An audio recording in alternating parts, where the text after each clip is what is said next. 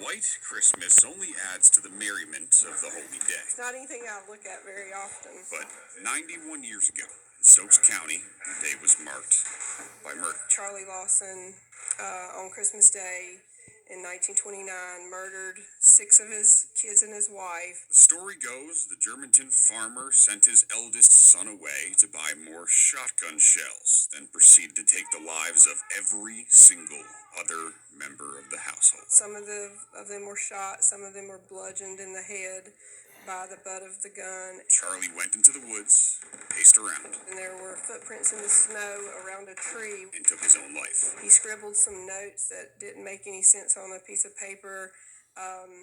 And then some people heard the gunshot of him actually shooting himself. A daughter's friend found the bodies, the bloody scene sticking with her until her final days. And it still made her cry and shook her, and to even tell those stories and how horrific it was. 5,000 people went to the funeral, with the bodies being embalmed in the building of the present-day Madison Dry Goods. A couple of years ago, my mom and my son and myself and some friends went at night. Which is where we find Sonia Cox, who says interest in the story hasn't waned since the day thousands of people watched as the bodies were taken to Browder Family Cemetery, just a short trip from the Lawson home. This is the only time I've ever been at night. She says legend has it, if you put baby powder around your car, go out there, and children's handprints will appear. It was spooky.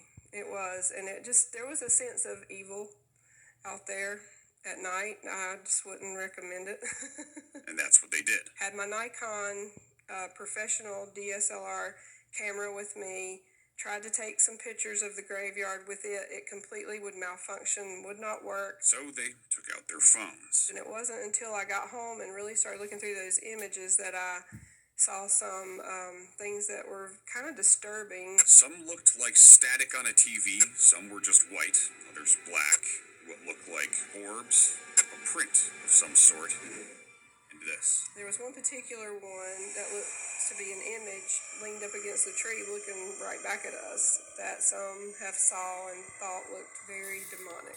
The thing appears to have horns on its head, and it just has a demonic look to it, like a demonic type spirit, like a ram's head. It bothers her so much My daughter won't even keep that picture on her phone. that she never printed it off until she decided to speak with us. But when she took credit for it online, other people started commenting with their own stories, including a man who went out to get some video a few weeks back, went home to edit it late at night, And kept hearing a knocking sound behind him where he couldn't explain where it was coming from and was worried that something had followed him home from there. And when he saw my pictures, it kind of reaffirmed what he thought might have happened, and it really freaked him out and scared him. She's gone to the cemetery since during the day. We had a very eerie, uneasy feeling the whole time we were out there. But this image, this being,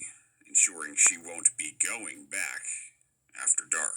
I've shown it to lots of people who have more knowledge and Michael Hennessy, experience in that area, in that realm than me, and they're all Fox 8 News. saying it's the real deal.